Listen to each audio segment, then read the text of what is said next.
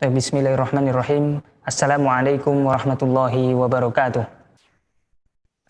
Kembali lagi bersama saya Syihabuddin Ahmad di kajian yang kita cintai, kajian malam Kamis. Di malam yang berbahagia ini alhamdulillah kita masih diberi kesempatan oleh Allah Subhanahu wa taala untuk bertemu, bersilaturahmi, berbagi ilmu di malam yang berbahagia ini.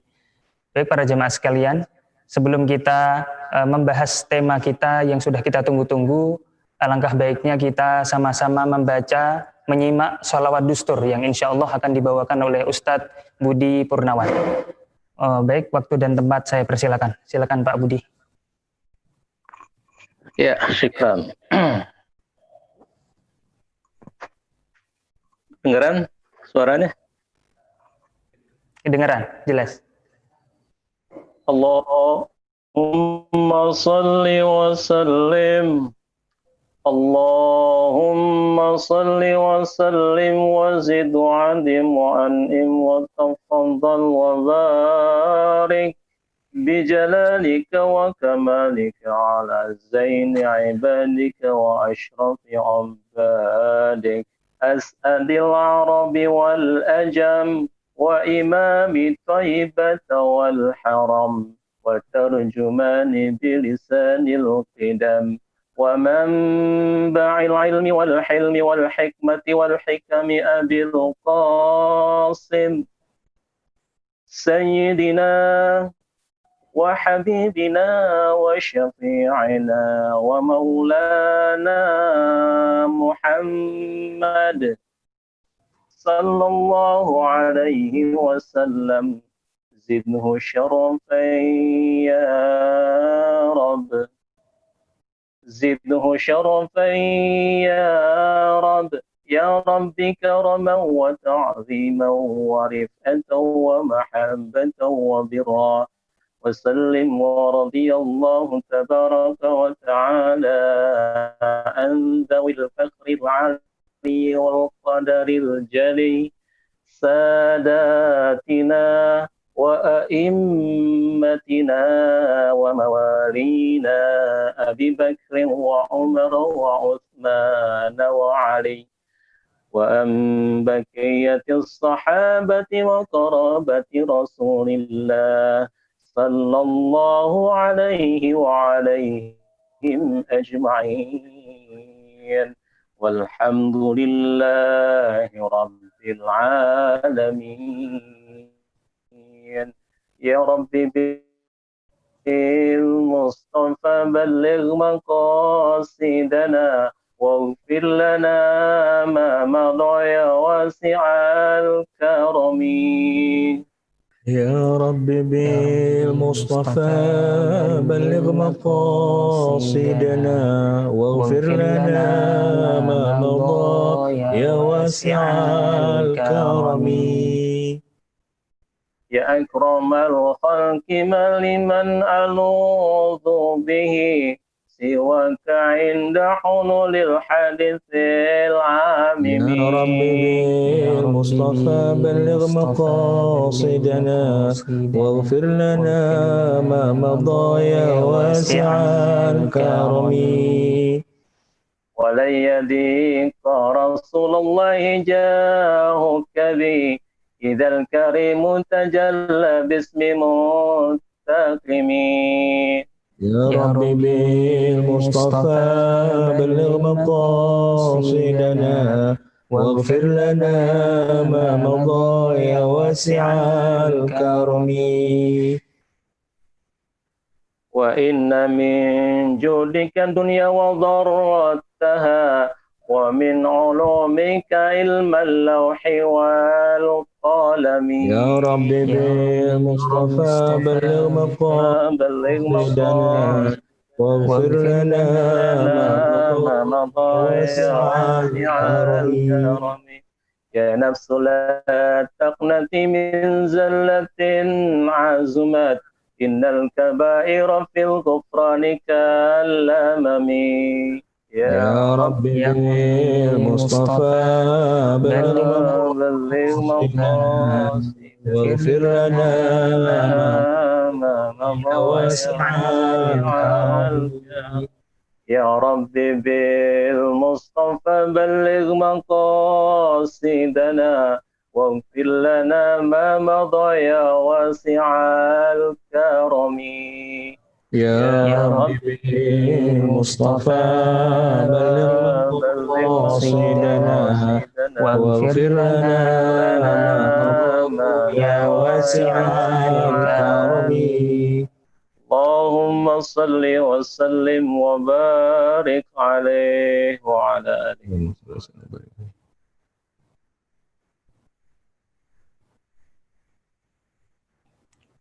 Ya. Baik para jemaah sekalian, waktu dan tempat saya ambil alih lagi. Alhamdulillah kita kembali lagi bersama di kajian malam Kamis di malam yang berbahagia ini. Alhamdulillah para jemaah sekalian, insya Allah pada malam hari ini kita akan membahas tema yaitu adalah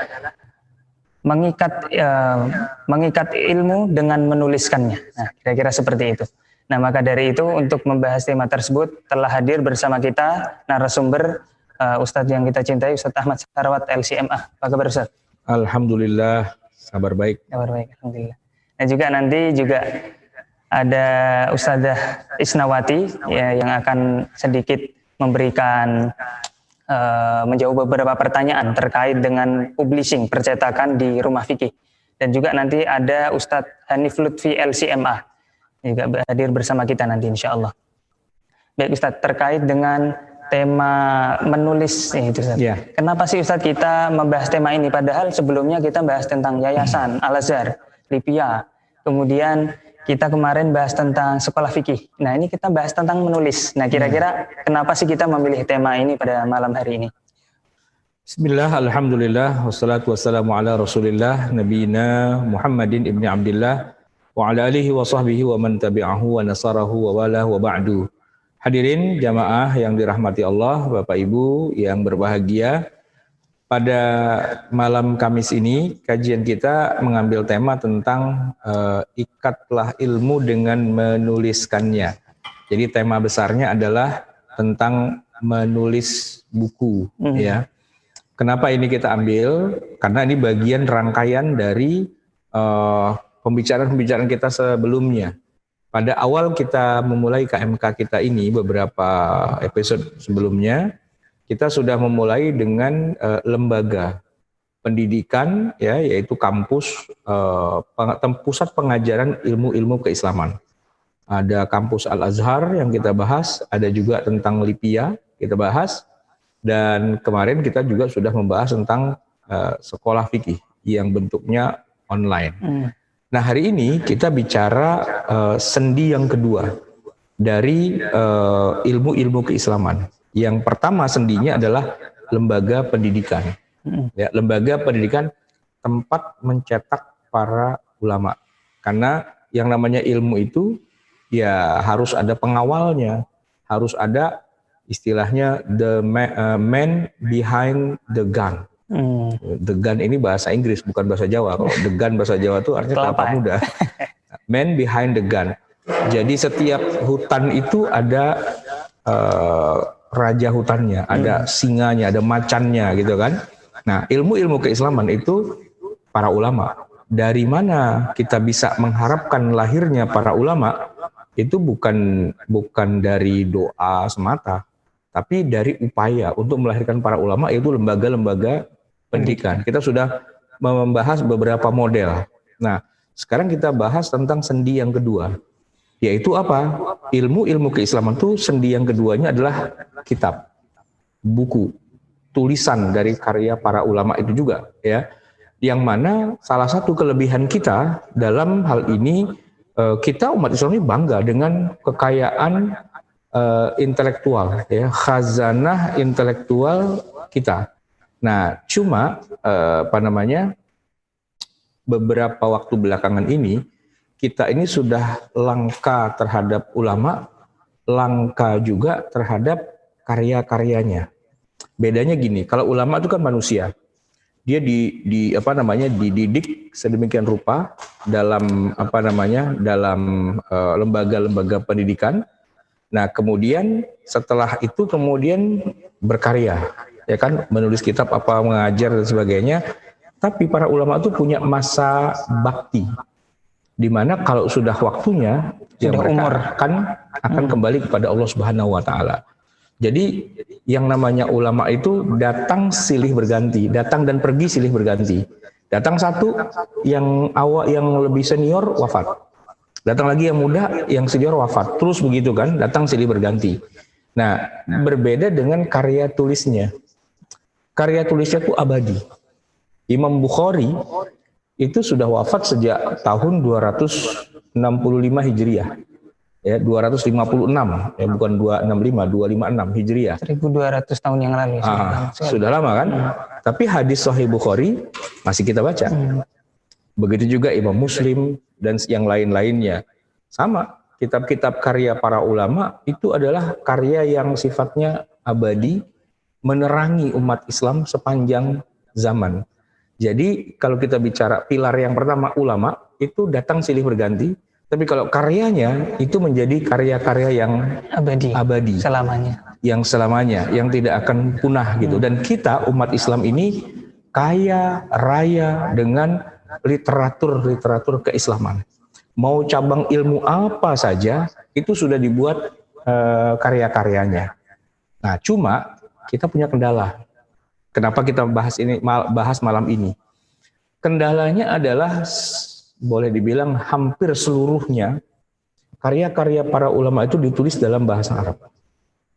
Dan itu jadi masalah besar. Kenapa? Karena yang bisa baca itu terbatas. Umat Islam sekarang ini jumlahnya berapa? Sebutlah misalnya kalau pakai angka yang lama, yang belum terupdate gitu ya, 1,6 miliar. Ada yang mengatakan hampir 2 miliar gitu kan. Itu umat Islam. Tapi berapa dari umat Islam yang ada sekarang ini yang mereka itu bisa bahasa Arab? Itu sedikit. Ya, antum tahu nggak? Dari sekian banyak umat Islam bermiliar di muka bumi, itu yang bisa bahasa Arab itu terbatas, tahu nggak di mana adanya? Iya, di Arab. Ya di Arab. Di Arab. Arab itu bukan cuma Saudi ya. Ya oke lah Arab Saudi. Tapi nanti kan di Jazirah Arabia itu kan ada banyak negara juga. Ada yang di selatan tuh namanya Yaman. Nanti agak ke timur lagi negara-negara Teluk tuh banyak ya. Mulai dari Emirat, ya ada Qatar, ada apalagi banyak lah macam-macam, Oman ya kan, dan seterusnya. Itu semua wilayah itu ditambah lagi nanti yang di Afrika itu ada Mesir, Libya, Tunis, Aljazair, itu berbahasa Arab lah kita anggap mereka. Kemudian yang di Syam, ya kan? Ntar dulu, Irak dulu dah. Ada Irak, Iran dan sebagainya, Teluk Persia atau Teluk Arab. Kemudian Syam. Syam itu nanti ada Palestina, ada Syria, ada Lubnan, ada Yordan. Ya kan, ada 4. Itu semua kalau kita kumpul-kumpulin penduduknya, itu cuma 300 juta. Cuma 300 juta. Dibandingkan jumlah umat Islam berapa? 1,5, 1,6 miliar sampai 2 miliar lah gitu ya. Itu cuma 300 juta. Berarti sedikit banget. Ya, kalau kita anggap angka yang paling konvensional lah, 1,5 miliar gitu ya. Angka paling konvensionalnya 1.500 juta. Tapi yang bisa bahasa Arab itu cuma 300 juta. Berarti kan seperberapanya itu? Cuma seperlimanya. Ya kan? Selebihnya itu mereka nggak bisa bahasa Arab. Jadi jangan cerita tentang kekayaan intelektual. Karena seluruhnya ya itu ditulis dalam bahasa Arab. Itu mau kitab tafsir, mau kitab fikih, ushul fikih gitu kan. Semuanya itu ditulis dalam bahasa Arab.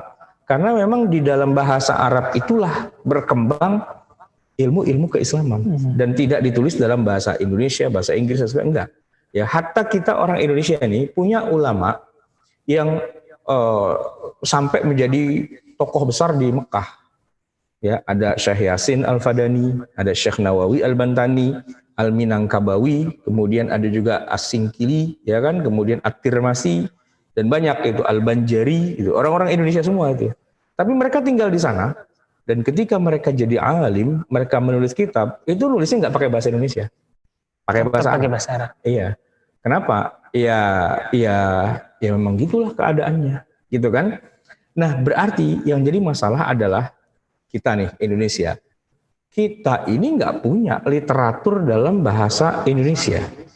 Nggak punya. Para ulama, kalaupun dia jadi ulama betulan, dia nulis kitabnya dalam bahasa Arab.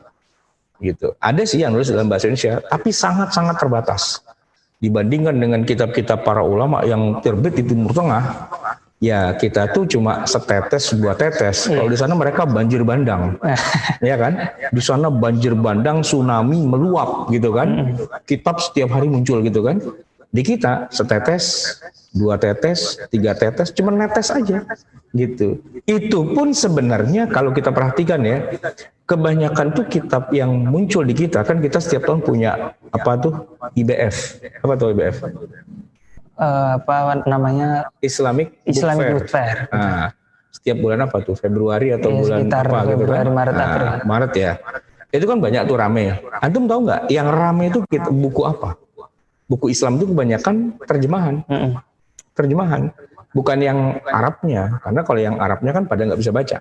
Ya kan? Yang Indonesia, yang karya ulama Indonesia itu sangat-sangat terbatas. Kalau ulama ya, kalau ilmu-ilmu keislaman. Tapi kalau ya sekedar buku-buku yang umum lah gitu, buku-buku tentang motivasi gitu ya, atau ya fiksi gitu, itu banyak memang fiksi. Tapi bukan ilmu gitu, tapi cuman karya-karya yang sifatnya sastra gitu kan, itu banyak. Ya, bukan ilmu syariah ya. Bukan ilmu syariah. Kalau ilmu fikih, ilmu tafsir, ilmu hadis, kalau kan itu ilmu ulama ya. Kalau ilmu keislaman. Daging semua. Tapi kalau yang apa? Bukan tazkiyatun nafas. Nah, kalau tazkiyatun nafas itu kan ilmu-ilmu yang sifatnya ya siapa aja bisa ngomong lah gitu istilahnya. Yang penting dia punya popularitas apa itu banyak. Tapi kalau yang ilmu dalam arti yang sesungguhnya itu hampir seluruhnya itu terjemahan. Di Indonesia ini tafsir Ibnu Katsir versi bahasa Indonesia banyak, ya kan? Tafsir apa lagi? Qurtubi ada. Tafsir siapa lagi? Tafsir Al-Munir, Syekh Wahbah Zuhaili. Kalau tazkiyatun nafas itu kan ilmu-ilmu yang semuanya terjemahan, gitu. Dan kita tahu bahwa kualitas terjemahan itu, nah itu jadi masalah, gitu. Bermasalahnya kenapa?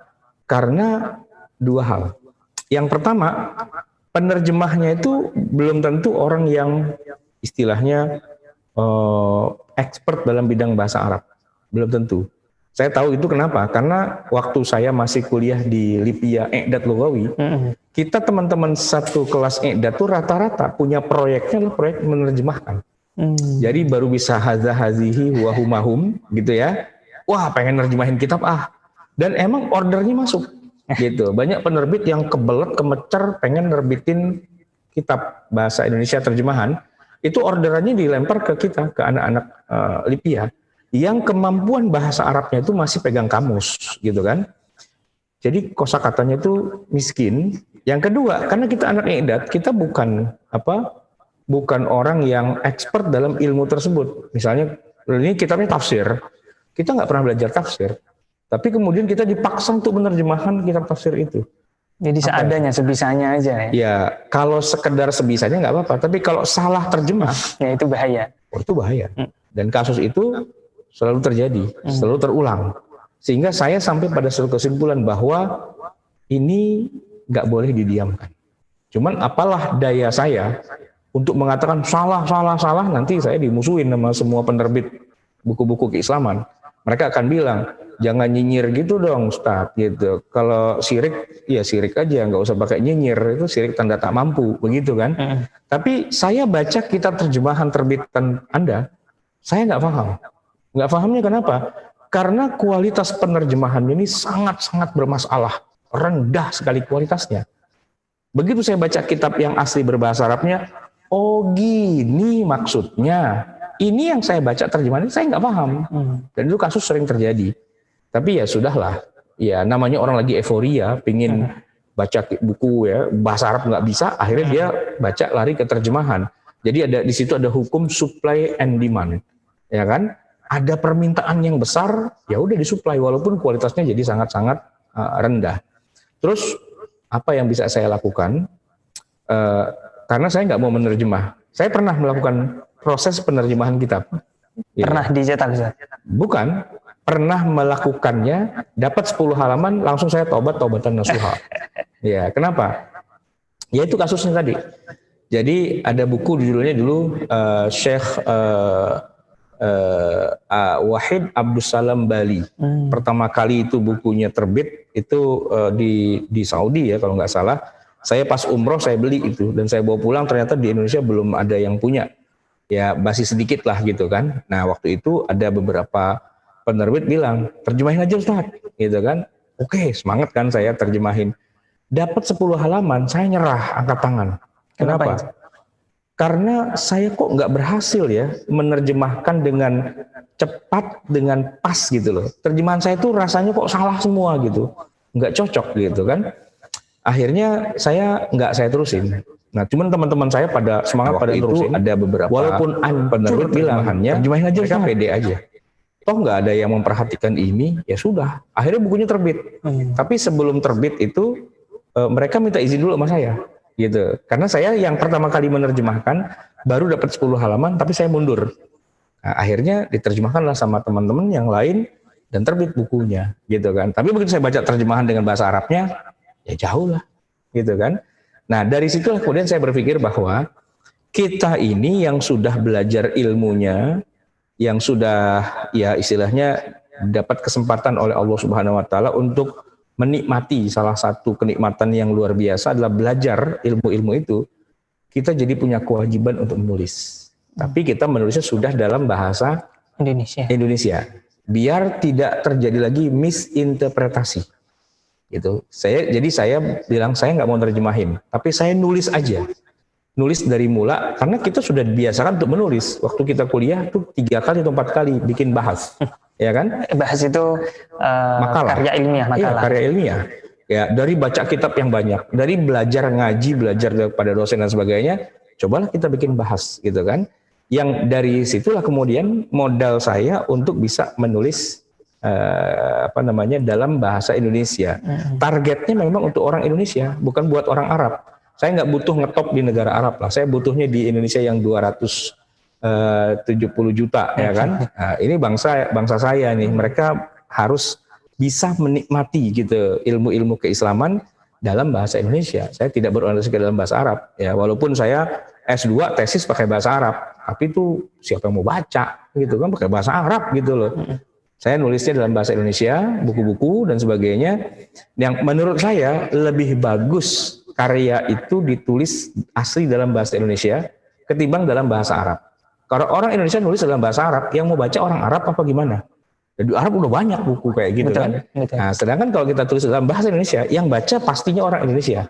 Gitu kan. Jadi saya bisa mentransfer ilmu yang saya udah pelajari panjang lebar dan sebagainya itu biar berkah, itu saya bisa menuliskan ulang dalam format bahasa Indonesia.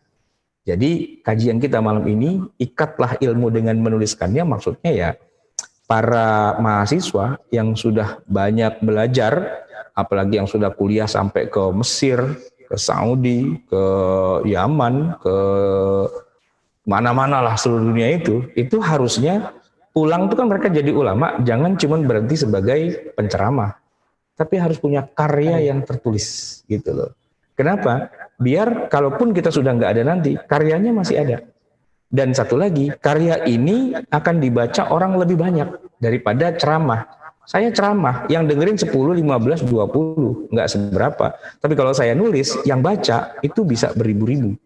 Dan karya itu akan abadi, orang baca tiap hari buat pengajian dan sebagainya, itu jauh lebih punya asar, lebih punya pengaruh besar dari karya tulis itu ketimbang cuma ceramah doang. Memang sih kalau secara finansial di Jakarta ceramah setengah jam duitnya banyak, tapi nulis buku sampai mejret itu nggak akan kaya ya. Karena ya dunia literatur kita di Indonesia itu miskin gitu ya. Penerbit itu nggak pernah bisa kaya. Karena begitu kita terbit, orang langsung tanya, ada PDF bajakannya nggak? Ya daripada berkah mendingan nyolong gitu. Kalau di kita tuh gitu kan, mendingan ngebajak, mendingan nyolong daripada yang berkah gitu beli. Itu emang udah kaidah usuliyah orang Indonesia. Kalau masih bisa dibajak, kenapa harus bayar yang halal gitu kan? Kalau masih bisa yang haram, kenapa harus yang halal? Nah itu. Nah tetapi walaupun itu bikin lemes gitu ya, tetap kita harus menulis dalam bahasa Indonesia sesuai dengan ilmu yang sudah kita pelajari. Itu prinsipnya. Tadi bicara tentang PDF Ustaz. Ya, Di bahasa Arab itu kan sebenarnya banyak sekali. Kitab-kitab itu sudah banyak. ya. Dicetak banyak. Kemudian PDF-nya juga tersebar di internet. Nah itu apakah cukup dengan tersebut gitu? Ya masalahnya kalau cuman sekedar buku PDF atau maktabah syamilah, namanya juga sudah syamilah, itu beribu-ribu bahkan bisa puluhan ribu kan. Tapi gunanya apa buat orang Indonesia? Kan rata-rata nggak bisa bahasa Arab, ya kan? Justru dari sanalah saya berpikir bahwa bukan diterjemahin, bukan. Ya kita bikin bukunya, Betul. gitu kan? Walaupun baru 10, 15, 20, tapi ini yang nyata yang orang bisa baca. Sedangkan kalau maktabah syamilah, buku-buku PDF dan sebagainya kan semua bahasa Arab. Ya terus ya pada nangis Bombay kan. Ustaz, ada rujukannya nggak? Ada, saya kirim tuh PDF-nya gitu kan. Bisa baca. Ya mereka nggak bisa baca gitu. Ketemunya kepada masalah yang itu juga nggak bisa. Makanya saya bilang ya sudah kalau gitu tugas kita menulis. Betul. Dulu kita udah belajar, maka kita wajib mengikat ilmu kita itu dengan menuliskannya. Baik. Tadi kan kita harus menulis begitu saja. Dan ini antum punya banyak sekali karya tentang keilmuan Islam. Ya. Nah, ini karya antum banyak sekali. Ini ceritanya bagaimana sih Ustaz? Dari awal kok bisa antum suka menulis dan karyanya banyak sekali? Kalau saya menulis sampai 18 jilid itu memang kalau secara sejarah itu sebagai penyeimbang dari ngajar ngisi pengajian. Salah satunya KMK kita ini, ya kan? Kajian malam Kamis. Saya mendapat warisan berupa pengajian. Dulu sekitar 15 tahun yang lalu, tahun 2005 ketika ayah saya wafat, itu pengajiannya jatuh ke tangan saya yang meneruskan. Kalau bapak saya ketika dulu ngajar itu beliau pakai makalah ditulis dalam bahasa Arab terus dibagikan, ngambil dari kitab gitu kan, ditulis ulang, difotokopi, dibagikan. Tapi kalau saya kayaknya nggak bisa begitu, ya. Tapi kita dengerin azan dulu. Iya, ada azan Isya. Baik, para jamaah, mari kita sama-sama menyimak azan Isya terlebih dahulu untuk kita lanjutkan nanti setelah azan.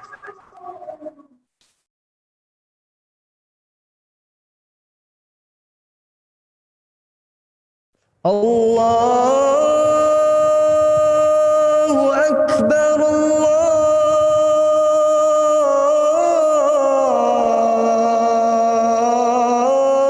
Akbar, Allahu Akbar, Allah. Ya, kalau gitu sambil menunggu Ustadz Hanif ini belum aktif audionya, kita lanjut lagi Ustadz Sarwat. Ini karyanya lumayan banyak Ustadz, ini ada 18 jilid, kemudian ini cetakan Gramedia. Iya. Tapi sama juga Ustadz ya? Ya, jadi setelah saya menerbitkan lewat Rumah Fikih, Gramedia rupanya pingin juga menerbitkan. Jadi ya ada dua versi. Ada dua versi. Versi Rumah Fikih Publishing dengan versi Gramedia. Cuman judulnya berbeda. Kalau Gramedia itu pakai istilah Ensiklopedia Fikih Indonesia. Nah, itu dituliskan oleh Gramedia. Tapi isinya sama ya? Isinya relatif hampir sama. Ya malah mungkin ya ada sedikit penambahan dan pengurangan juga. Gitu. Jadi ini saya menulisnya karena berangkat dari kebutuhan untuk ngisi pengajian.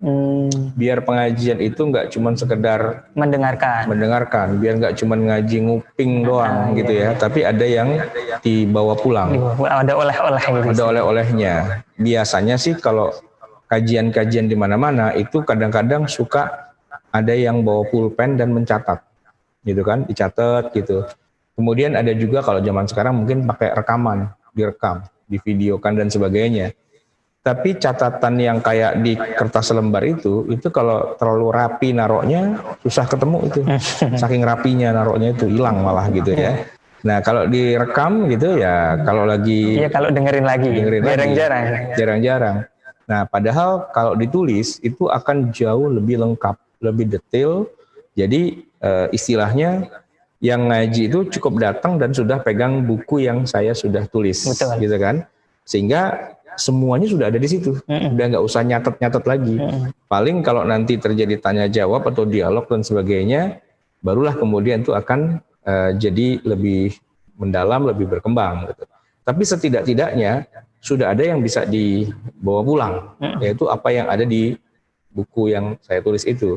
Maka saya berkomitmen untuk terus menulis, karena selama saya masih ngisi pengajian, masih ngajar, masih ngedosen dan sebagainya, maka saya ingin agar semua itu ada dokumentasinya.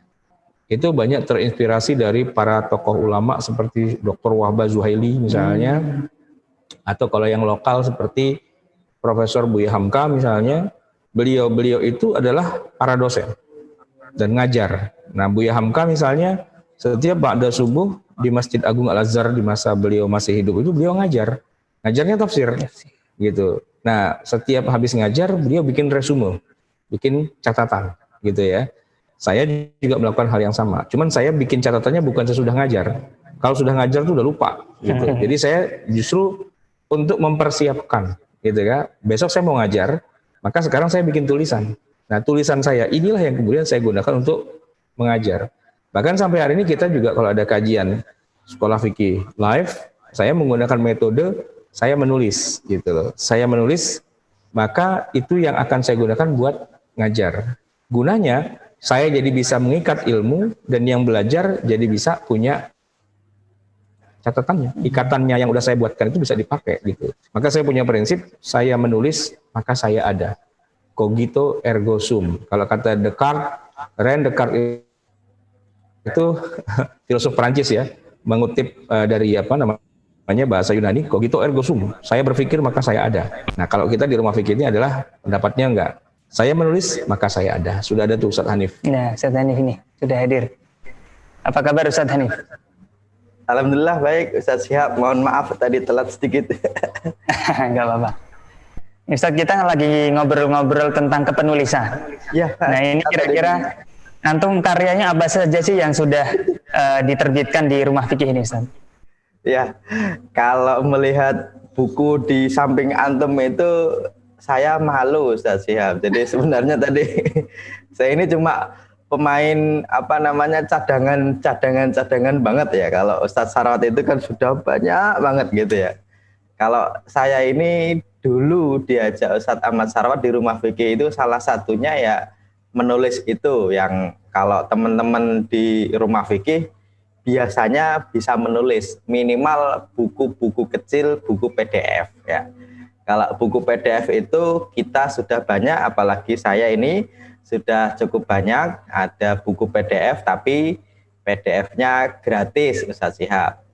Nah, yang bisa di-download, diakses di website rumahfikih.com. Tapi kalau yang buku besarnya ini saya lagi menuliskan buku yang berjudul Biografi 9 Ulama Penulis Hadis. Meskipun sebenarnya buku itu sebenarnya juga catatan ngajar di sekolah fikih ya. Persis dengan tadi yang Ustadz Ahmad Sarawat sampaikan, kalau beliau mengajar itu biar nggak hilang ilmunya ditulis ya. Kalau dulu ditulisnya pakai pulpen, saya juga mengikuti Ustadz Ahmad Sarawat pakai laptop, dan kebetulan kita di sekolah fikih itu ada di setiap hari Selasa subuh Ustadz Syihab. Saya ngajar tentang ilmu mustalah hadis. Ini 9 judul ini sudah saya bahas 6 ya, dan bukunya insya Allah sebentar lagi terbit ya, berkaitan dengan biografi 9 penulis hadis dan juga kitab-kitab hadisnya. Maksudnya kita berkenalan dengan Imam Bukhari dan Sahih Bukharinya ya. Ini yang buku yang yang nanti bayar belinya. Kalau yang lain kalian iklan sekarang Ustaz, biar jamaah tahu, nanti tinggal beli kalau langsung dicetak ini. Iya, meskipun masih kecil-kecil ya. Ustadz Ahmad Sarawat itu di rumah fikih itu selalu mengulang-ulang pernyataan dari Profesor Ali Mustafa Ya'qub ya. Dan ini juga sebenarnya di kuping kita agak gatel Ustaz Syihab. Kita itu jadi ustadz di rumah fikih itu belum dianggap ada kalau belum punya karya. Padahal sudah ngaji kemana-mana ya. Jadi kalau cuma ngaji di kantor sebelum ada COVID-19 itu, mau yang kantor negeri, swasta, itu kita sudah jelajahi di Jakarta. Tapi kalau di rumah fikih menjadi ustadz bukan itu. Ini yang selalu beliau ulang-ulang, wala tamutunna illa wa antum katibun ya. Kalian jangan meninggal kecuali kalian sudah menulis ya. Dan alhamdulillah ini kita termasuk yang digembleng, meskipun di kuping agak gatal tapi gregetan juga, dan ternyata banyak yang berhasil ya.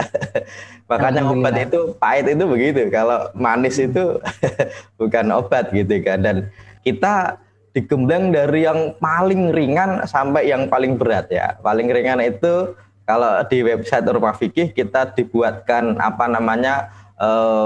kayak sendiri-sendiri ya, kolom sendiri-sendiri ya, yang mana sebagaimana kita menulis di media sosial yang cukup berapa kata itu, berapa alinea itu sudah cukup. Ini yang paling sederhana. Jadi kita di rumahfikih.com itu dilatih untuk menulis dari yang ibarat orang jalan kaki itu mulai dituntun sejak dari jalan kaki, jadi dituntun dari awal, mulai dari yang nulis sederhana, terus ditingkatkan menjadi buku PDF yang minimal 30 halaman, 50 halaman, 100 halaman. Dan ini ternyata teman-teman juga sudah banyak yang berhasil dan gratis ya.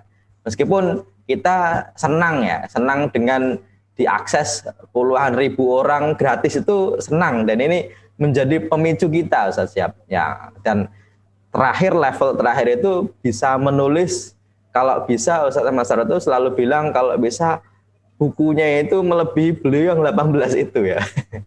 Ini tantangan juga. Nanti kalau setiap ustadz lebih dari 18 berarti nanti Rumah Fikih akan punya perpustakaan pribadi. Tiap orang nanti bukunya banyak ya. Kalau yang sudah banyak itu sebenarnya ada Ustadz Isnan Ansori ya, itu beliau juga rajin sih. Kalau beliau karena dulu dari kuliahnya juga satu angkatan dengan saya, itu beliau memang rajin. Jadi di kampus itu beliau ketika kuliah itu nggak pernah guyon, nggak pernah ngantuk, selalu mencatat apa yang disampaikan oleh dosen. Jadi beliau itu resumnya banyak. Nah, beliau termasuk yang paling duluan bukunya banyak itu beliau ya. Meskipun saya agak belakangan, tapi insya Allah nanti meskipun belakang, tapi insya Allah akan selalu mengejar. Dan ini kita syukuri Ustaz Syihab, karena banyak juga ya, kayak Rumah Fikih kan kita bisa bilang seperti korps dai gitu ya, banyak jadi ustadz, banyak jadi pendakwah. Tapi di Rumah Fikih itu istimewanya pendakwah itu nggak jadi siapa-siapa, nggak disebut ada kalau belum punya karya buku ya. Ini yang menarik. Yang menariknya ternyata ya, orang itu bisa dikenal sampai lintas generasi itu tidak hanya cuma karena kepintarannya saja. Saya itu membayangkan begini. Kita kenal ya, matan Abu Syuja itu sangat-sangat terkenal, atau takrib ya, kita kenal. Tapi kita tahu ya, matan Abu Syuja itu ditulis oleh Abu Syuja.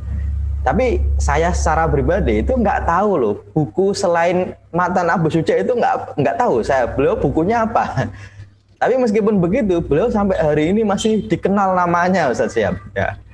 Dan beliau itu kan orang pinter ya, pasti gurunya juga pastinya kan lebih pinter.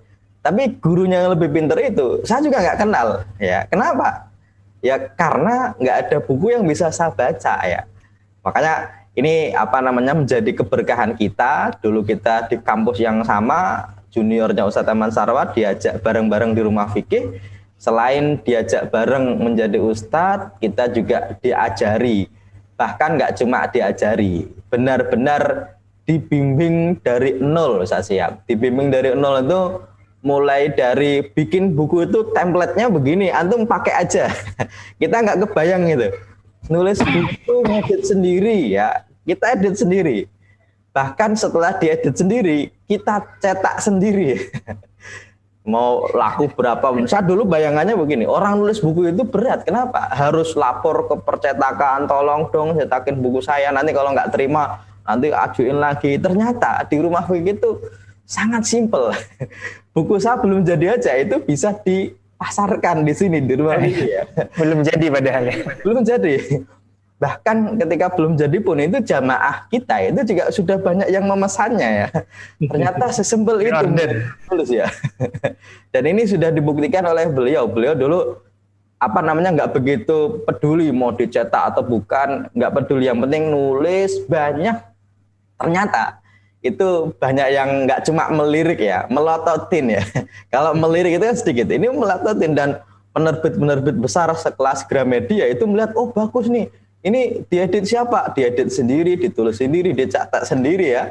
Dan ternyata ini menarik ya, menarik. Makanya ini teman-teman nanti kalau yang kayak antum nih ya, masih kuliah di S1 itu di rumah fikih, salah satu keistimewaannya kalau menurut saya ya, itu antum akan dibimbing benar-benar dari nol, mulai dari menulis yang ringan-ringan sampai menjadi penulis yang pro player ya. Itu disiapkan semua sarananya, mulai dari kalau nulis template-nya ini, nanti ngeditnya begini, nanti bahkan sampai kalau mau nyari kitab di sini, kemudian nanti dicetakkan di sini, dijual di sini, itu selesai semua. Yang penting kita penulis itu menulis saja. Ini menarik nih, menarik menurut saya, ini menarik, dan semoga ini menjadi amal jariah beliau ya, karena beliau menunjukkan kepada saya, nanti saya juga tunjukkan kepada yang lainnya, itu selama banyak orang yang melakukannya, maka beliau rumah fikih insya Allah akan mendapatkan amal jariah yang selalu mengalir ya. Itu mungkin komentar dari saya, Ustaz. Siap nih. Ya, Ustaz, karena waktunya juga nggak banyak, ya. Ini mungkin antum sampai sini saja. Terima kasih, Ustaz. Ini kabarnya antum ada kajian lagi habis ini nih? Enggak, kalau ini Ustaz siapa lagi nih yang ada nih, Ustaz? Siap. Habis ini kita bahas tentang publishing, Ustazah Isnawati. Oke, wah Ustazah siap nih. Siap ya. Oke, saya selalu menyimak, insya Allah masih hadir di sini. Ya, ini kita lanjut ke Ustazah Isnawati. Kita akan tanya-tanya tentang percetakan rumah fikih. Nah, jadi rumah fikih punya percetakan publishing. Coba kita sapa dulu Ustazah Isnawati. Assalamualaikum.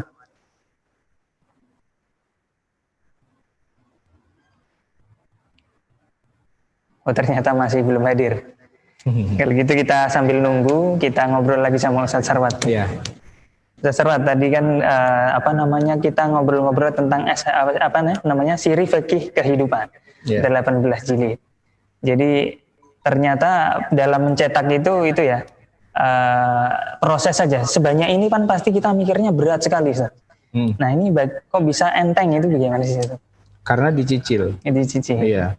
Jadi antum itu kalau mau punya rumah yang besar, itu mulainya dengan dicicil dulu. Kalau tiba-tiba langsung besar nggak bisa.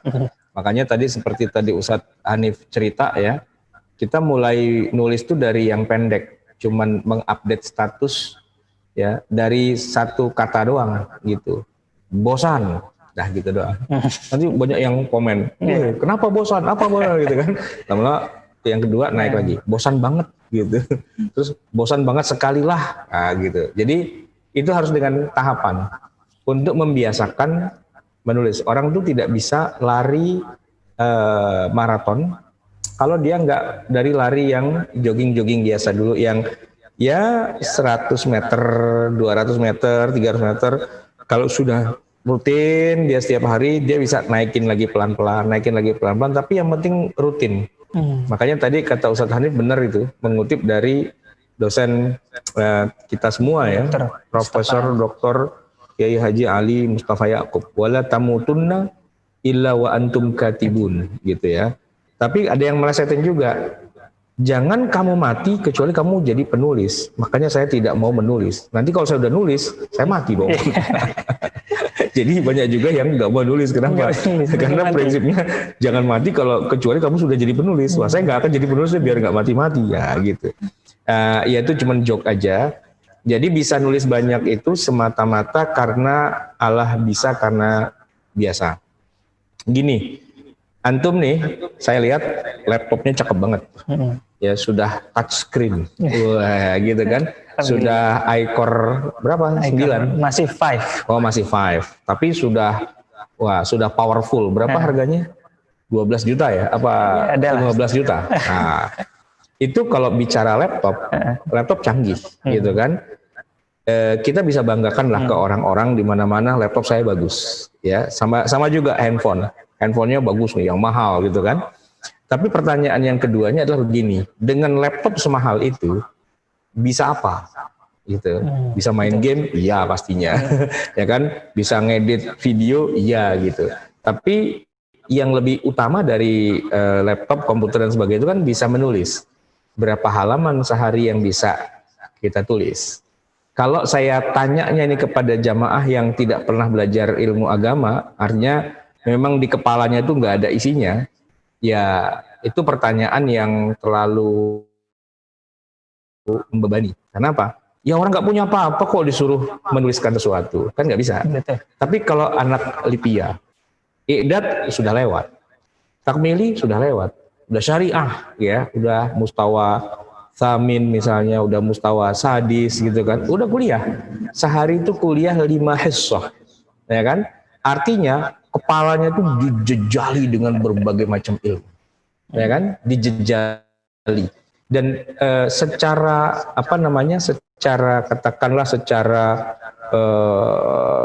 alami kita juga dipaksa jadi penulis kalau kita kuliah di Lipia. Setidak-tidaknya dalam setahun, dalam 1 semester kita disuruh nulis 2 kali, yaitu pada saat a'malus sanah, ujian tengah semester, dan pada ujian akhir semester, ya kan? Itu nulis lagi itu, banyak itu. Karena apa? Karena soalnya 1 lembar, jawabannya 30 halaman. 30 halaman tuh bukan sesuatu yang main-main loh itu. Dan ngapalinnya udah dari jauh-jauh hari, ya kan? Saya paling sebel kalau anak Lipia itu kalau sudah masuk mid semester. Diajak ngapain ogah? Kenapa? Dikit lagi imtihan akhir. Emang kenapa kalau imtihan akhir? Ya kan saya harus belajar. Oke. Nggak bisa diganggu sama sekali. Nggak bisa diganggu kan? Nggak bisa diganggu gitu kan? Dia mau konsen belajar. Saya tanya, kalau antum belajar itu semua, puncaknya tuh ngapain sih? Puncaknya kan ikut ujian. Ikut ujian tuh ngapain sebenarnya itu?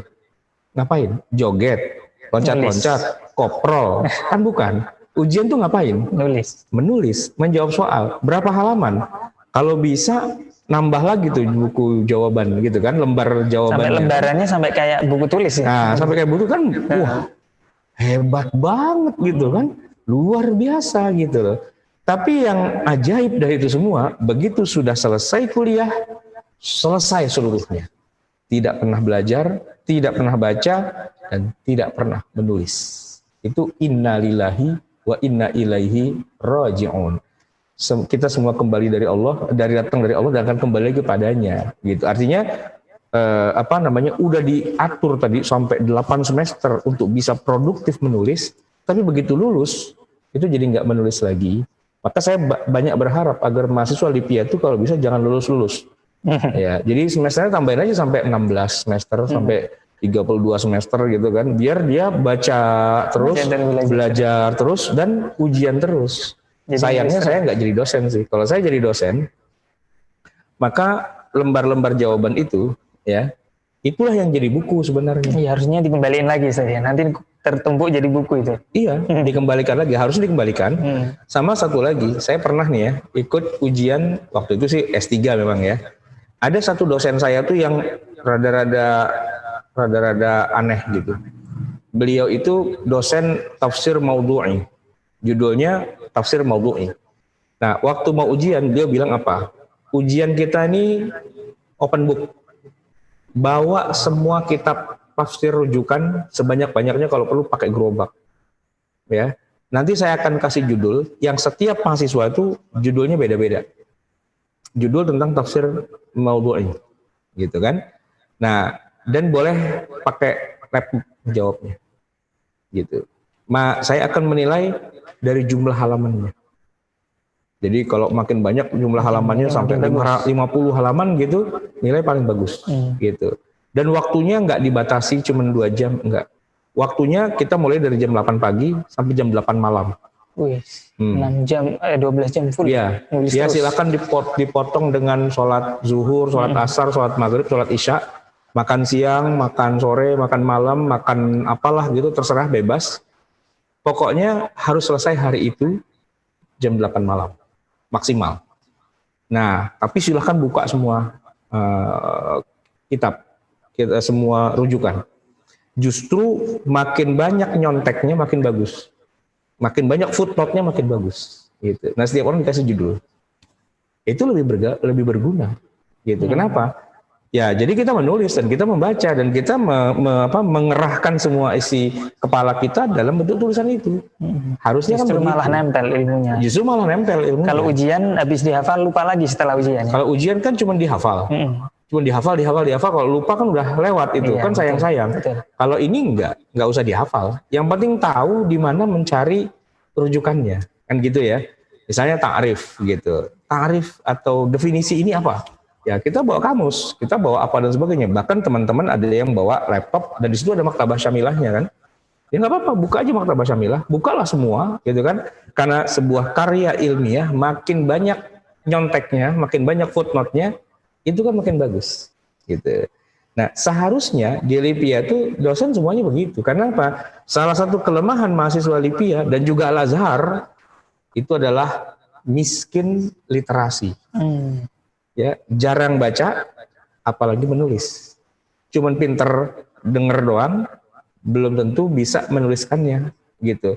Paham, pinter, bangga dengan Mesirnya, foto-foto di piramid, ya kan? Foto-foto di Sungai Nil itu biasa, gitu kan? Tapi pertanyaan saya satu, pulang berapa buku yang sudah kamu tulis? Berapa bahas yang sudah kamu tulis? Ada nggak? Kalau nggak, terus ngapain aja? Ngapain aja? Ilmu banyak, tapi nggak pernah bisa dituliskan. Itu kan sebuah aib gitu sebenarnya. Aib banget gitu loh. Nah mestinya kan ikatlah ilmumu itu dengan menuliskannya. Jadi yang penting itu bukan LC-nya, bukan ijazahnya, tapi berapa banyak buku yang sudah kamu bisa tulis. Kan gitu. Maka tadi Ustaz Hanif cerita aja kan, udah saya maki-maki itu Ustaz Hanif itu. Dari mulai ngerayu sampai maki-maki. Mana tulisannya? Akhirnya ya pedes juga emang gitu. Tapi saya jadi, bilang, tapi harus jadi ya. Kenapa? Dan saya bisa begitu karena saya sudah punya. Tapi kalau saya nggak pernah nulis, lalu orang disuruh saya maki-maki ya nggak bisa juga kan. Ya saya udah contohin ini loh, saya bikin dan itu bisa jadi pemasukan, passive income, ya kan? Karena begitu kita bisa menerbitkan buku, apakah royaltinya jalan terus? Sekali capek, tapi setelah itu bukunya terbit terus, masuk terus duitnya. Ya tentu dengan jumlah yang harus banyak. Kalau cuman bukunya cuma 1-2 biji ya dapat sih royalti, tapi ya 20.000 sebulan ya buat apa? Buat makan es cendol aja gak cukup. Nah bukunya harus yang tadi 18 jilid gitu kan. Nah saya tantang kalian teman-teman di Rumah Fikih lawan saya. Maksudnya lewati. Kalau saya bisa bikin 18 jilid, coba antum bikin yang lebih banyak. 18,5 gitu. Dan yang sudah mulai mengancam kedudukan saya itu Ustadz Isnan. 11 dia punya 11 jilid gitu kan. Nggak apa-apa masih jauh. Saya kan 18 gitu. 18 dengan tambahan-tambahan lagi.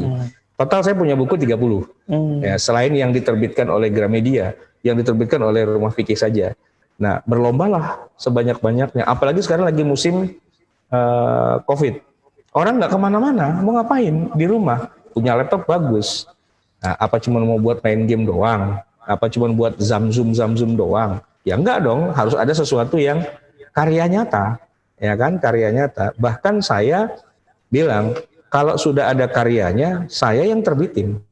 Makanya kita punya penerbit sendiri, karena kalau nungguin penerbitan dari orang lain dari mana-mana, kapan diterbitinnya? Kan mereka pakai logika bisnis, ya kan? Kalau saya cetak, investasinya berapa, balik laginya berapa, kan gitu kan. Kalau kita di Rumah Fikih enggak, kita bikin aja Rumah Fikih Publishing, mau berapapun cetak enggak ada masalah gitu. Maksudnya enggak ada urusan permodalan yang aneh-aneh, karena satu pun bisa kita cetak, satu saja bisa kita cetak gitu kan. Dan kemudian kalau kita cetak, tadi kata Ustadz Hanif itu bukunya belum terbit, baru kita woro-woro aja, itu yang pesan sudah banyak. Yang pesan, ayo dong Ustadz, ayo dong. Nah, kan berarti orang di mana-mana bingung, ini kalau saya terbitin ada yang beli apa enggak? Nah kita kebalikannya, kita belum jadi. Lam yakun syai'an madhkuro, masih turu ala bali gitu kan, baru terbersit di kepala, tapi yang mau pesan udah banyak. Oh berarti kan segera aja dilakukan kan, dan alhamdulillah kita punya penerbitan dan itu laris manis. Makanya Ustazah Isnawati itu sudah nongol, kayaknya perlu diajak ngomong. Iya. Ini kita ngobrol-ngobrol tentang tadi percetakan buku di Rumah Fikih ya. Ini sudah hadir penanggung jawab publishing di Rumah Fikih. Ini ada Ustazah Isnawati. Kita sapa dulu. Assalamualaikum Ustazah. Waalaikumsalam warahmatullahi wabarakatuh. Kedengeran nggak? Kabar baik. Alhamdulillah baik. Alhamdulillah. Nah ini kita mau ngobrol-ngobrol tentang publishing ini. Sebenarnya nih kita punya buku berapa sih yang kita jual di Rumah Fikih? Sekarang yang sudah kita terbitkan ada 51 judul, yang dimana 30 judul itu hasil karya Ustaz Sarwat. Dan insya Allah bulan ini akan menyusul buku baru dari Ustadz Isnan. Jadi Ustadz Isnan itu selama pandemik ini Masya Allah banget, beliau setiap bulan itu jadi satu buku, jadi satu buku. Yang dimana jumlahnya itu bukan puluhan halaman, tapi ratusan halaman. Jadi satu bukunya, buku-buku beliau yang terbaru itu ada yang 400, ada yang 500 halaman gitu. Jadi ada berkah lah di dari COVID ini gitu. Dia membuat beliau lebih produktif lagi sehingga menghasilkan karya yang lebih banyak. Nah, kemudian apa itu Rumah Fikih Publishing? Kemudian tugasnya apa saja? Rumah Fikih Publishing itu kita mempunyai beberapa tugas. Yang pertama yang jelas adalah menerbitkan buku-buku asatiz Rumah Fikih. Jadi Rumah Fikih Publishing ini mewadahi para asatiz Rumah Fikih untuk menerbitkan karya-karya mereka. Karena kalau istilahnya kita nulis nih, kita pasti akan bingung siapa yang mau nerbitin gitu. Jadi Rumah Fikih Publishing itu mewadahi para asatiz yang untuk menerbitkan karya-karya mereka. Kemudian juga selain menerbitkan, kita juga mencetakkan, kemudian kita menjual langsung, kemudian para asatiz itu ya dapat royalti lah dari situ gitu. Jadi ini sebuah sesuatu yang sebenarnya menghasilkan banget untuk para asatiz Rumah Fikih gitu. Jadi tanpa mereka harus mengeluarkan modal, tapi kita yang modalin. Itu cukup bagi para penulis para asatiz Rumah Fikih itu mereka nulis store tulisan ke kita, ketika kita bilang layak untuk dicetak, maka kita akan cetak, kemudian kita jualkan dan mereka udah terima aman gitu, dan uang akan mengalir terus ke mereka insya Allah gitu. Jadi itulah istilahnya kehadiran Rumah Fikih Publishing itu di Rumah Fikih ini. Iya, tadi kata Ustaz Sarwat peminat bukunya ada banyak banget Ustaz, dan ini jilidnya berjilid-jilid. Nah itu sebenarnya pembelinya dari mana aja sih Ustazah, dan berapa banyak sih penjualannya begitu?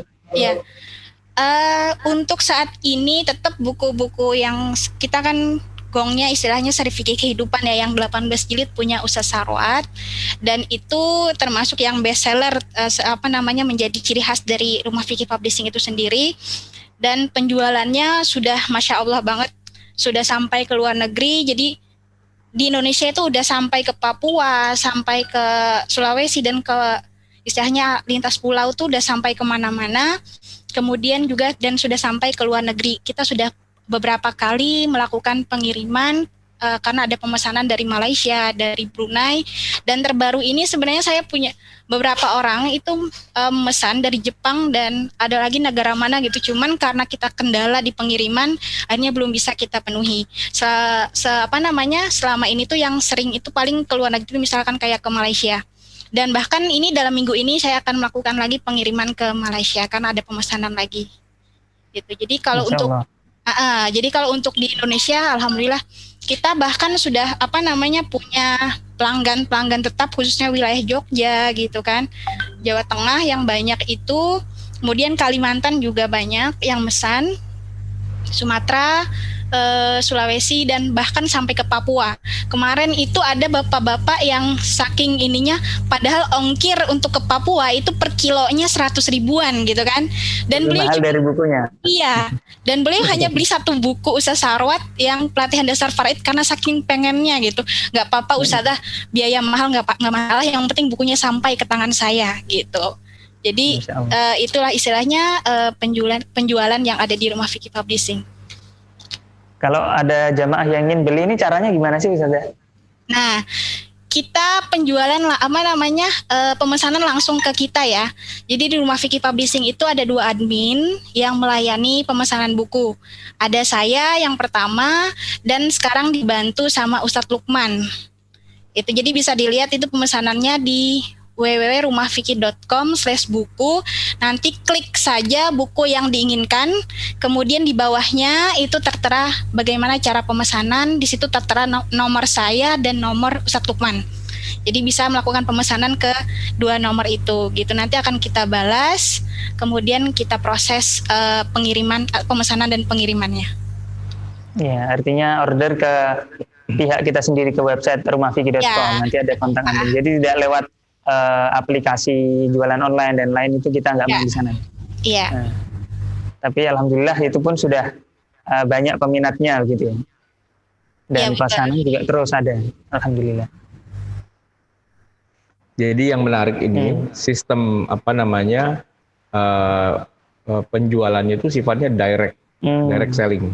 Jadi antara penerbit dengan pembeli itu langsung berkomunikasi. Nah biasanya kan kalau sistem distribusi buku yang konvensional itu dari penerbit ke distributor dulu, nanti dari distributor ke agen, dari agen baru ke toko-toko buku. Panjang. Nah, jadi panjang. Bisa harganya juga melambung. Ya makanya jadi kan biasanya kalau secara hitung-hitungan bisnis ya, modal tuh cuma 25% sebenarnya. Kalau buku ada harga misalnya 100.000, sebenarnya biaya cetak tuh cuma 25.000. Nah, yang 75.000-nya itu habis di jalan. Habis di jalan karena untuk dibagi-bagi lagi gitu kan. Betul. Nah, tapi memang kebutuhan itu mau tidak mau dilakukan. Karena apa? Karena kalau nggak lewat banyak jalur tadi itu, buku 3.000 eksemplar itu nggak akan habis, gitu kan? Nah, kalau kita kan jualannya direct. Memang kalau secara istilahnya secara habis itu nggak bisa habis gitu. Saya pernah juga mencetak 3.000 gitu ya, 3.000 eksemplar. Itu 2 tahun nggak habis-habis itu, ya karena tidak melalui jalur-jalur distribusi yang seharusnya. Jual sendiri waktu itu ya? Jual sendiri, ya tekor lah itu istilahnya kan. Nah, tetapi kita menggunakan metode yang berbeda. Kita tuh cetaknya tidak cetak langsung banyak. Kita cetak tuh adalah printing on demand. Ngeprint atau mencetak itu berdasarkan permintaan. Demand-nya berapa? Oh, 20, kita cetak 20. Gitu. Oh, butuhnya 50, kita cetak 50. Jadi tidak ada istilahnya uang atau buku yang mandek di gudang dan sebagainya, itu nggak ada.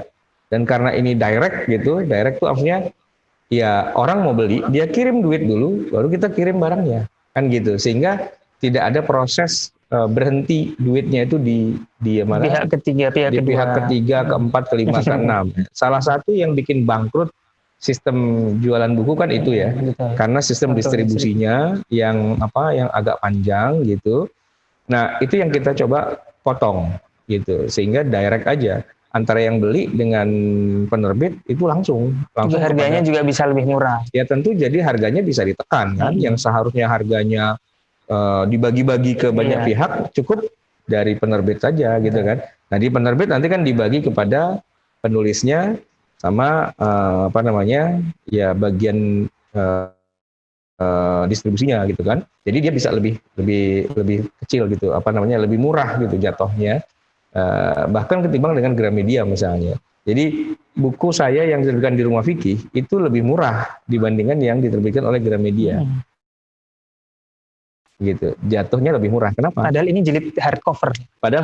Gitu kan. Kenapa? Ya karena kalau pakai metode yang konvensional, ya mau nggak mau begitu, karena mereka harus cetak banyak. Nah kita sudah masuk era printing on demand. Jadi hanya ngeprint pada jumlah tertentu tidak banyak-banyak biar duitnya nggak berhenti di situ gitu kan, nggak berhenti di stok gitu kan. Kalaupun nyetoknya nggak banyak-banyak gitu. Makanya kadang-kadang suka tekor. Karena tiba-tiba ada yang pesan 20 gitu kan. Nah, kita stoknya cuma 10. Ya udah, kita ya ibarat kayak tukang nasi goreng, pesan berapa? 5. Ya tungguin sebentar ya, digoreng dulu. Ya udah gitu baru dikirim kan gitu. Jadi itu istilahnya printing on demand ya. Yang kalau saya melihat ini secara sistem royaltinya juga lebih bagus. Royalti dengan dibandingkan dengan percetakan yang besar, saya malah lebih banyak dapat income itu dari cetak yang sendiri. Seperti ini, yang cetak, karena cetak sendiri kan, bagiannya jelas gitu, kemudian juga walaupun mungkin nyetaknya sedikit-sedikit, tapi terus dan tidak berhenti-berhenti. Itu kan yang penting kan gitu. Amal yang baik itu adalah dawamuhu wa in qalla. Ya, dawam terus. Dawam ini bukan dawam dalam arti anak gontor ya. Kalau dawamnya gontor kan berarti udah pulang selamanya. Ala dawam gitu kan. Ini bukan ala dawam. Dawam di sini maksudnya adalah terus rutin istiqomah wa in qalla, walaupun cuma sedikit gitu kan. Ya sekarang gini, jual buku sehari 10 doang. Tapi setiap hari 10 terus gitu. Setahun kan 365 kali 10. Kan udah kebayang gitu kan. Jadi memang kita tidak mengenal istilah best seller, itu enggak. Gitu. Best seller itu untuk penerbitan model konvensional. Kalau kita nggak ada best gitu. Kenapa? Karena setiap hari adalah best. Terus kan? Terus gitu. Kayak gini, kayak orang pacaran dengan orang suami istri. Atau orang sama-sama suami istri, tapi yang satu itu LDR. Jadi ketemunya cuma setahun sekali. Wah, berarti itu pas lagi ketemu habis-habisan. Dibandingkan dengan yang emang hidupnya serumah, ya kan? Kelihatannya sih biasa-biasa aja, tapi lebih intens yang setiap hari ketemu kan, daripada yang cuman pas momen-momen tertentu aja ketemunya, begitu. Jadi sebenarnya kalau secara alur bisnis itu jauh lebih bagus sebenarnya dengan menerbitkan seperti ini, dan kita tetap istiqomah dengan jalur ini, walaupun tidak menutup kemungkinan dengan jalur yang konvensional. Nah itu ketika teman-teman di Gramedia itu minta saya menerbitkan, ya saya bilang oke, terbitkan aja. Tapi kita bisa jadi perbandingan yang kita self publishing gitu dengan yang conventional publishing itu ternyata ya beda gitu ya kan. Tapi balik lagi begini, karena memang buku-buku keagamaan kita ini bukan tipe-tipe buku bestseller. Kalau mau bestseller tuh motivasi, parenting, novel, ya fiksi gitu kan. Di 3 itu memang mainnya gitu. Tapi kalau buku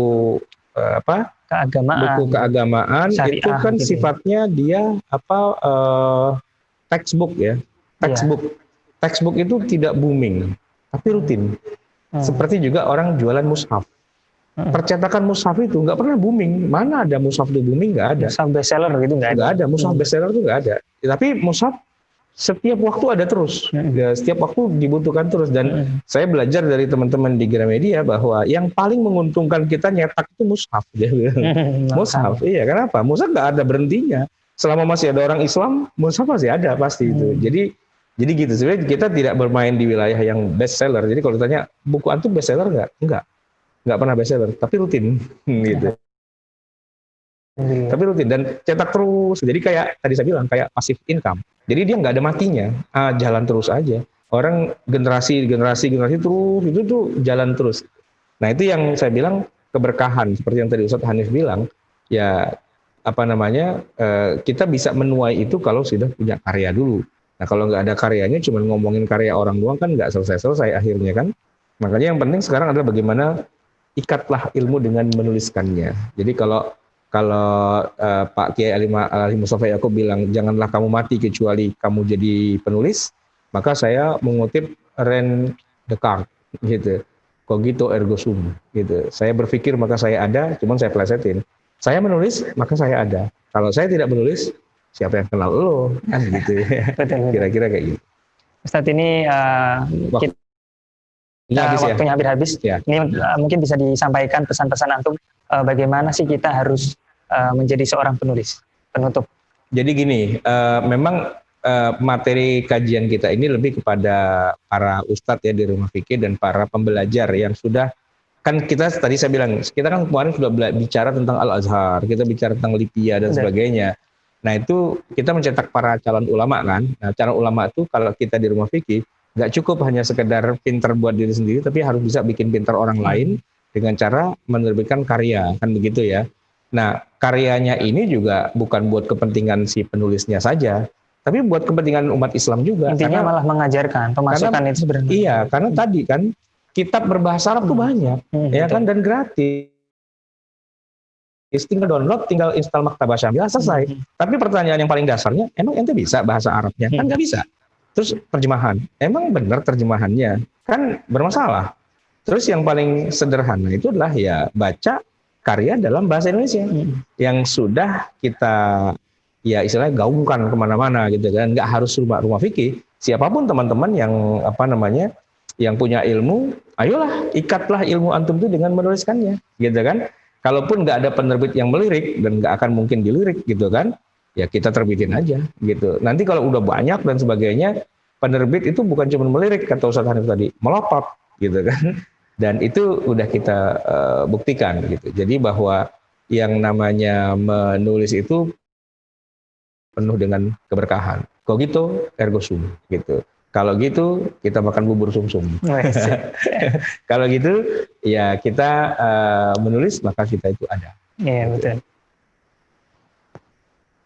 Ya para jamaah sekalian, karena waktu sudah mulai habis, ini setelah ini juga akan dilanjutkan kajian sekolah fikih live yang disampaikan oleh Ustadz Teguh Horil Fadli yang alhamdulillah sudah hadir bersama kita, yang insya Allah nanti akan mengisi tentang materi bahasa Arab.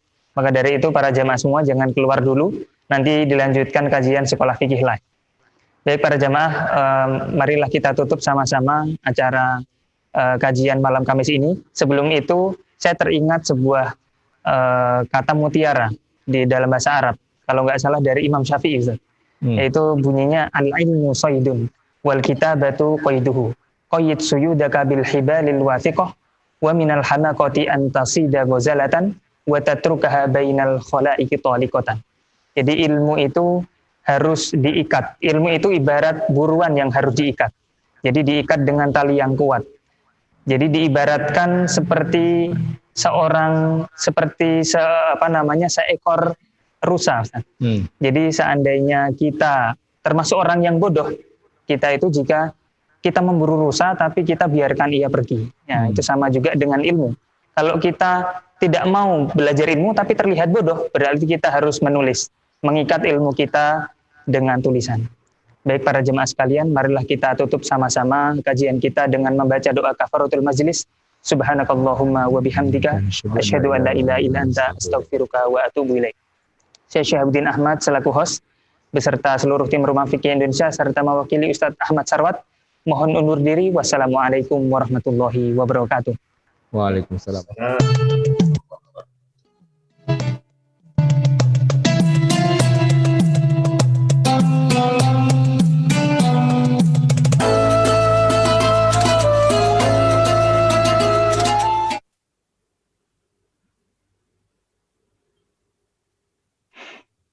Baik, cek.